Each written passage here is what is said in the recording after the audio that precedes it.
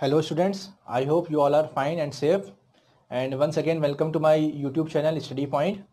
So students, please like the video and subscribe my channel. Here I am going to teach you a lesson, food security in India. This lesson is belong to your economics section, okay? And here I am written some important points related to this chapter which I am going to discuss you in this video. So let's start it, okay? Continuing with the first point. India is a vast country, agricultural land. जो हमारी India country है, आपको पता है कि हमारी country बहुत ही wide है, ठीक है, एरिया बहुत बड़ा है, पॉपुलेशन बहुत ज़्यादा है। तो जो हमारी कंट्री की जो सबसे ज़्यादा जो लैंड है वो कहाँ लाई करती है, वो एग्रीकल्चरल लैंड में लाई करती है, यानी कि एग्रीकल्चर सेक्टर में लाई करती है, ठीक है। यानी कि इस लैंड पे सबसे ज़्यादा क्या होता है, खेती करी जाती है।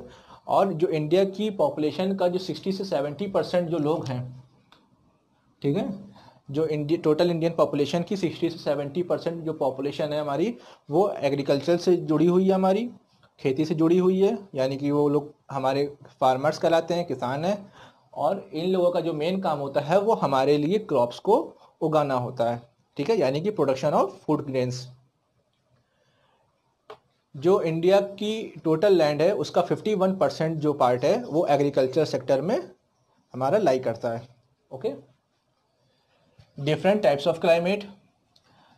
अब हमारी कंट्री का एरिया बहुत बड़ा है, तो वहाँ पे जो क्लाइमेटिक सिचुएशंस है ये भी हर डिफरेंट है हर जगह की, ठीक है, जिसके कारण क्या होती है, wide variety of food grains हमको मिलते हैं।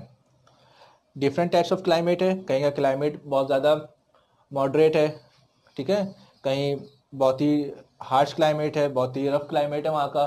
तो उस जगह पे हमको डिफरेंट क्रॉप्स उस एरिया में हमें जो है मिलते हैं। इंडिया ग्रोस वीट, राइस, मेज, barley, pulses, oil seeds, jute, T, ठीक है, ये आपके फूड ग्रेन्स के नाम है जो आपको इंडिया में अवेलेबल होते हैं, जिनको उगाया जाता है, ठीक है, फार्मर्स इसकी खेती करते हैं। कौन कौन से हमारे कंट्री में पाया जाता है, वीट, राइस, मेज, barley, pulses, oil seeds, T, jute, ठीक है, ये फूड क्रॉप्स हैं। और इसमें साथ साथ हमको मिलता है रबर, स्पाइसेस मिलती हैं, cotton, herbs, sugarcane, fruits and vegetables, यानी कि हमारी कंट्री में इन सब चीज़ों की अवेलेबिलिटी है, यानी कि ये सब चीज़ें हमारी कंट्री में पाई जाती हैं। और हम लोग क्या करते हैं, इस चीज़ को यूज़ करते हैं और अपनी डेली रिक्वायरमेंट्स को फुलफिल करते हैं। अब आते हैं अगले पॉइंट पे। Food security has following dimensions. अब जो हमारा फूड सिक्योरिटी है, ये तो हमारे पास एक डायमेंशंस है, यानी कि हमारे पास ये 3 पॉइंट्स लिखे हुए हैं।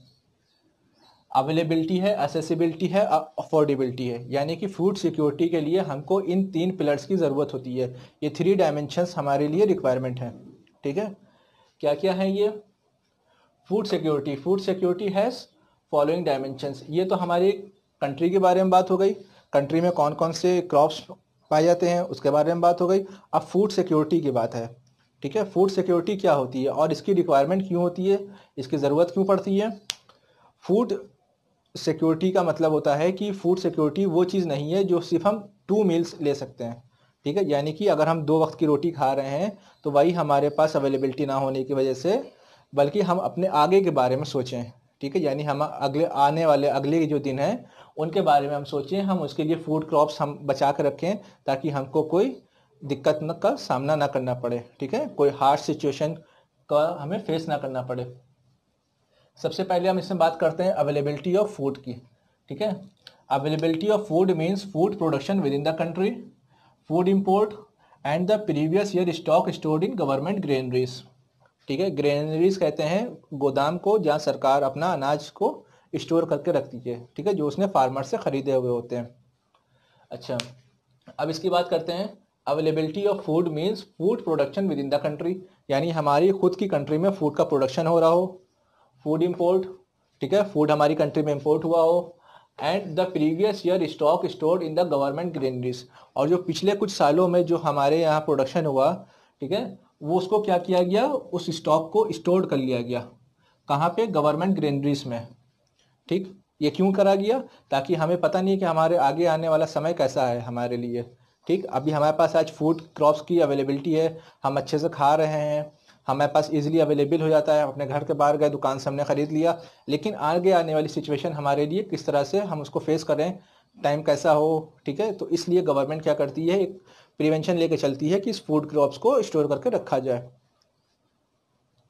सेकेंड पॉइंट है एसेसिबिलिटी। एसेसिबिलिटी का मतलब होता है means food with in the reach of every person, यानी कंट्री के हर एक आदमी तक फूड पहुंचना चाहिए, हर एक आदमी की रीच होनी चाहिए, वहाँ तक पहुँच पाए। अब ये फूड कैसे पहुँचता है वहाँ तक, अब जैसे ग्रेनरी से फूड निकाले गए, उसको सप्लाई कराई गई, तो व्हीकल्स की ज़रूरत पड़ी, ठीक है। व्हीकल से वो डिस्ट्रीब्यूशन सिस्टम की शॉप्स तक की गया, ठीक है, रेशन शॉप्स तक की पहुँचा, वहाँ से लोगों ने उसको अफोर्ड करा और घर तक अपने ले गए। फिर अब आता है affordability. Affordability implies that an individual has enough money to buy sufficient, safe and nutritious food to meet one dietary needs। अच्छा, अब यहाँ पे अफोर्डेबिलिटी की बात होती है। इसमें क्या मतलब होता है कि जो भी इंडिविजुअल हो, यानी जो भी एक सिंगल आदमी हो, कोई भी हो, चाहे वो लड़का हो, लड़की हो या कोई बच्चा हो, उसके पास इनफ मनी होना चाहिए, यानी कि फूड को खरीदने के लिए उसके पास पैसा होना चाहिए, ठीक है। To buy sufficient and nutritious food, ऐसा नहीं है कि उसको जो भी रिक्वायरमेंट हो बस गया, जैसे उसने खाली आटा ही खरीद के लिए आया, ठीक है, ऐसा नहीं। उसको जो भी खाना है तो वो न्यूट्रिशियस होना चाहिए, यानी कि कंप्लीट फूड होना चाहिए। अगर उसने आटा खरीदा तो उसके साथ दाल भी होनी चाहिए, तेल भी होना चाहिए, चावल भी होना चाहिए, ठीक है। हर वो चीज़ जो मिलाकर तो उसका फूड न्यूट्रिशियस वैल्यू बना सके उसके लिए। And meet one's dietary needs, ठीक है, और उसकी जो भी डाइट है उसको वो फुलफिल कर पाए, अपनी पूरी प्रॉपर डाइट ले सके। तो इन शॉर्ट हम ये भी कह सकते हैं कि अवेलेबिलिटी का मतलब होता है कि जो फूड हमारे पास कंट्री में मौजूद है। एसेसिबिलिटी का मतलब होता है कि जो हमारे पास खाना है वो दूसरे लोगों तक की आसानी से पहुंच जाए। अफोर्डेबिलिटी का मतलब होता है जो हमारे पास खाना हम तक पहुंचा है उसको हम इजीली खरीद सकें, ठीक है, और अपनी जो डाइट है उसको हम फुलफिल कर सकें, ठीक है, और भी न्यूट्रिशियस, ठीक है। तो अब इसका जैसे हम एक एग्जांपल दे सकते हैं कि एक कोई वेंडर है, वो फॉर एग्जांपल वो मैंगो सेल कर रहा है, ठीक है। तो जो मैंगो उस वेंडर के ठेले तक की पहुंचा हुआ है, ठीक है, जहाँ वो सेल कर रहा है उसको, तो वो उसके पास अवेलेबिलिटी है फूड की, ठीक। जिस चीज़ को वो सेल कर रहा है वो उसके लिए क्या काम करेगी, अवेलेबिलिटी का रोल अदा कर रही है। और जो असेसिबिलिटी है, यानी कि वो वेंडर क्या हुआ कि हर पर्सन तक की वो रीच कर, यानी कि वो मैंगो हर पर्सन तक पहुंच सके। अब आदमी घर से गया तो उसने वेंडर की शॉप पे गया, तो वो उसके लिए असेसिबिलिटी है, ठीक है, ये उस असेसिबिलिटी हो गई। अवेलेबिलिटी क्या है कि वहाँ पे उसके ठेले पे मैंगो हैं। असेसिबिलिटी क्या है कि एक कोई पर्सन उसके ठेले तक की गया सामने उसके। और अफोर्डेबिलिटी क्या है कि उसने जो उसकी मैंगो है उसके लिए उसने उसको बाई किया और उसका जो भी अमाउंट बना वो उसने उसको पे किया, ठीक। तो ये क्या होता है कि एक पूरी साइकिल बनी हुई है। अगर ये तीनों स्टेप फॉलो होंगे हमारे, तो हमारा फूड सिक्योरिटी की डिफिनेशन कंप्लीट हो जाती है। अब इसमें एक क्वेश्चन बेटा आपका राइज हो सकता है, why food security is needed, कि फूड सिक्योरिटी हमको क्यों ज़रूरत है, ठीक है, इसकी ज़रूरत ही क्यों है फूड सिक्योर करने की हमको। एक क्वेश्चन यहाँ पे आपका राइज होगा। इसमें क्या है, जो आपका कंट्री का पुअरेस्ट सेक्शन होता है, पुअरेस्ट सेक्शन का मतलब होता है जो आपकी कंट्री के सबसे गरीब लोग होते हैं, जो सबसे समझिए डेली अर्निंग वाले जो लोग होते हैं, जो रोज़ कमाते हैं और रोज़ खाते हैं, ठीक है। जो पुअरेस्ट सेक्शन होता है वो क्या होता है, फूड इनसिक्योर हो जाता है। कब हो जाता है, जब हमारे पास कोई नेचुरल कैलेमिटी आती है या कुछ ऐसा होता है। One country faces natural calamity, natural calamity का मतलब होता है जैसे कंट्री में कोई डिज़ास्टर आ गया, साइक्लोन आ गया, अर्थक्वेक आ गया, ठीक है, सुनामी आ गई, या प्रेजेंट टाइम की सिचुएशन है जैसे कोरोना है, ठीक है। तो ये सब क्या है, एक नेचुरल कैलेमिटी है। इसमें क्या होता है कि जो पुअरेस्ट सेक्शन होता है, जो सबसे गरीब सेक्शन होता है सोसाइटी का, वो क्या हो जाता है, फूड इनसिक्योर हो जाता है, यानी कि वो अपने पास रोज़ के खाने के तक का जो खाना होता है, जो अनाज होता है, वो अवेलेबल नहीं कर सकता है अपने लिए, अपने रिक्वायरमेंट्स को पूरा नहीं कर सकता है। फिर इसमें कंट्री में क्या असर पड़ता है, total production of food grains decreases. तो जब सिचुएशन इस तरह की हो जाती है कि कहीं फ्लड आ गया, कहीं अर्थक्वेक आ गया, कहीं जो है सुनामी आ गई, तो कंट्री की जो टोटल प्रोडक्शन होती है फूड ग्रेन्स की, वो भी क्या हो जाती है, डिक्रीज हो जाती है। अगर फूड प्रोडक्शन डिक्रीज होगी तो जो शॉर्टेज हो जाती है फूड ग्रेन्स की, ठीक है। जब अनाज उगाया नहीं गया, अनाज की क्या हो गई, प्रोडक्शन कम हो गया, तो उसकी क्या होगी, फिर शॉर्टेज हो जाएगी, उसकी कमी हो जाएगी उस अनाज की।